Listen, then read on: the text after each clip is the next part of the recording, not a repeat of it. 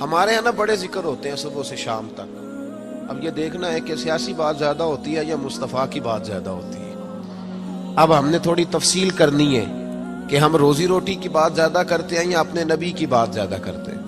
اس لیے کہ امت کا حق ہے کہ کثرت سے نبی پاک کا ذکر کرے، اور اسی ذکر کا ایک پہلو بڑا وہ یہ ہے کہ اپنے محبوب پر کھل کے درود و سلام پڑھے، کھل کے درود و سلام پڑھے. صبح و شام اس کی زبان پر درود کا نغمہ جاری رہے.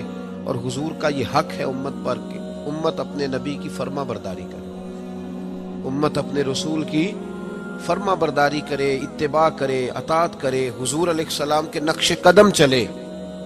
اور پھر 5ویں نمبر پر امت کی ذمہ داری ہے کہ امت نبی پاک کے دین کی تبلیغ کرے. دین کی مسواک کرنا سنت ہے نا جی، پتھر کھانا بھی سنت ہے، پتھر کھانا بھی یہ بھی سنت ہے. نبی پاک صلی اللہ تعالی علیہ وآلہ وسلم کی محفل میلاد میں ذکر مصطفیٰ کرنا بھی سنت ہے. اچھا پھر مزے کی بات دیکھیں، اشتہار لگانا جو ہے نا، اشتہار یہ تو بدعت حسنہ ہے. اور دروازہ کھٹکھٹا کے کسی کو محفل کی دعوت دینا، یہ میرے محبوب علیہ السلام کی عین سنت سے ثابت ہے. تو جس کا زیادہ اجر تھا نا اس طرف توجہ ہی نہیں. دروازہ کھٹکھٹا کے کہ بھائی آج محفل ہے، یہ وہ سنت ہے جو میرے محبوب نے طائف جا کے ادا کی تھی. لوگ کہتے ہیں بڑا خرچہ کیا. بھائی کیا خرچہ کیا ہے؟ کہتے ہیں میں 26,000 دے اشتہار چھاپے. بھائی سب سے زیادہ ضروری کام، بہت سارے ایسے بد مذہب ہیں، ان کے بڑے بڑے ایسے مبلغ ہیں جن کا آپ نے کبھی اشتہار نہیں دیکھا ہوگا، مجمع ہزاروں میں، اس لیے کہ وہ ان کا ہر بندہ اشتہار بن جاتا ہے، ہر بندہ. تو یاد رکھے نبی کریم صلی اللہ علیہ وسلم کا یہ حق ہے کہ امت محبوب کا ذکر کرے، تذکرہ کرے، دین کی تبلیغ کرے. اور حضور کے دشمنوں کے ساتھ بغض رکھنا یہ بھی نبی پاک کا حق ہے. ایسا نہیں ہو سکتا کہ ایک بندہ حضور کی بے ادبی کرے، توہین کرے، محبوب کے نواسوں کو باغی کہے، حضور علیہ الصلوۃ والسلام کے صحابہ کو برا کہے اور ہمارا یار بن جائے. یہ حضور کا حق ہے کہ ہم نبی پاک کے دشمنوں کے ساتھ اپنے دل کے اندر کجی رکھیں، ان سے بچیں. میری باتوں کی سمجھ آ رہی ہے میرے بھائیوں؟ یہ حقوق ہیں جو ہم نے نبی پاک علیہ السلام کے حق ادا کرنے، اور جس سے محبوب کو محبت ہے اس سے محبت کرنا بھی ہماری ذمہ داری ہے. حضرت مجدد الفسانی رحمت اللہ علیہ فرماتے ہیں کہ میں نا گھر میں ختم شریف پڑھتا تھا، اصالہ ثواب کرتا تھا، تو میں بہت سارے صحابہ کا نام لیتا، اہل بیت کا نام لیتا، اصالہ ثواب کرتا، صرف سیدہ عائشہ کا نام نہیں لیتا تھا. تو کہتے ہیں مجھے نبی پاک صلی اللہ علیہ وسلم خواب میں ملے اور سرکار نے فرمایا شیخ احمد تجھے پتہ ہے نا میں اکثر کھانا عائشہ کے دسترخوان پہ کھاتا ہوں، تو اس کا ذکر ہی نہیں کرتا. تو ہر اس شخص سے جس سے محبوب نے محبت کی، ہر اس شخص سے محبت کرنا یہ نبی پاک کے حقوق میں شامل ہے. سب سے پہلی بات یہ کہ امت محبوب پہ ایمان لائے. کس طرح ایمان لائے؟ کہ جو حضور کہہ دے امت سمجھ جائے کہ اسی میں میری بہتری ہے، امت مان جائے آنکھیں بند کر کے. غیر مشروط اطاعت ہے ہی صرف نبی پاک کی، اس میں کوئی شرط نہ لگائے، مانے اور دل سے مانے. یہ نہ کہے کہ یہ کیسے ہو سکتا ہے مولوی صاحب آپ کہہ تو صحیح رہے پر دنیا بڑی دور چلی گئی ہے، وہ دنیا داری بھی کرنی پڑتی ہے. اس میں گنجائش تلاش نہ کرے. جو حضور کہہ دیں اس پہ ایمان لے آئے، جو نبی پاک فرما دے اس پر ایمان لے آئے. نبی پاک صلی اللہ علیہ وسلم مکے سے ہجرت کر کے مدینے تشریف لا رہے تھے. حضرت ابو بکر صدیق ساتھ تھے.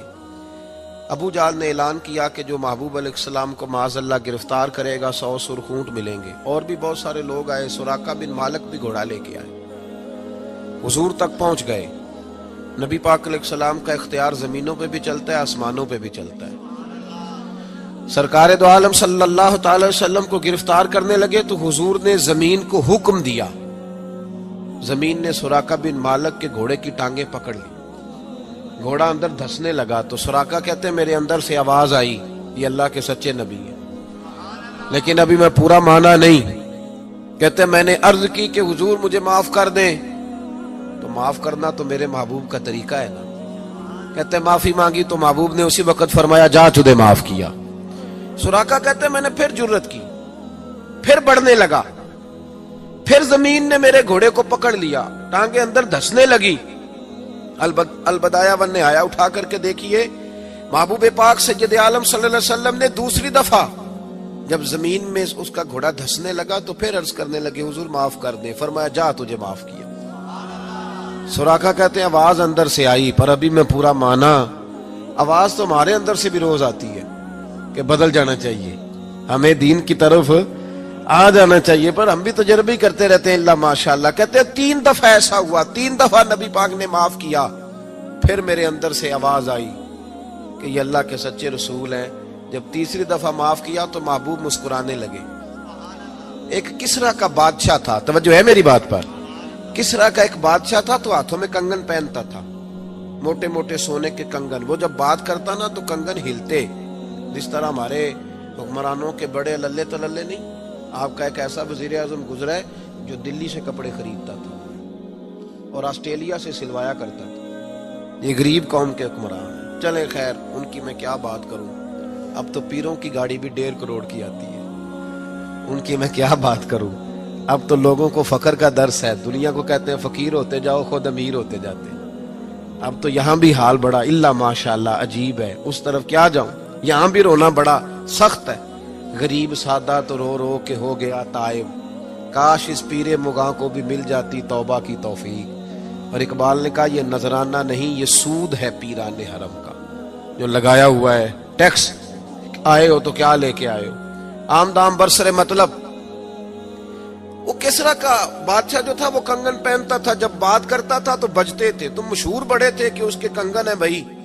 نبی پاک صلی اللہ تعالی علیہ وآلہ وسلم کو جب سراقہ آگے بڑھے نا گرفتار کرنے, تو محبوب نے فرمایا تو مجھے پکڑنے آیا ہے, ایک وقت آئے گا کسرا کا علاقہ فتح ہوگا, اس کے وہ کنگن میرے غلام اتار کے لائیں گے, اور سراقہ میں یہاں کھڑے ہو کے سالوں بعد کا وہ واقعہ دیکھ رہا ہوں کہ اس کے کنگن تیرے ہاتھوں میں آئیں گے. اب ذرا رک کے سوچئے, مکے سے نکلے ہیں, مدینے ابھی پہنچے نہیں, ایک گاؤں پہ بھی مسلمانوں کی حکومت نہیں. میرے محبوب نے اتنی بڑی بات کر دی, کسرا کا علاقہ فتح ہوگا. حضرت ابو بکر صدیق مسکرانے لگے. عامر بن فہیرہ فرماتے ہیں میرا سینہ چوڑا ہو گیا. بھئی تمہیں کیا ہوا؟ کہنے لگے محبوب نے کہہ دیا ہے تو انشاءاللہ علاقہ فتح ہو کے رہے گا. ساڈے نبی دی زبان, ساڈے واسطے قرآن, حضور نے فرما دیا لہذا ہوگا. یقین کامل کی دولت. سراقہ مسلمان ہو گئے, زمانہ گزر گیا. محبوب علیہ السلام نے وصال ظاہری فرمایا, حضرت ابو بکر صدیق کا دور آیا, پھر حضرت عمر کا زمانہ آیا.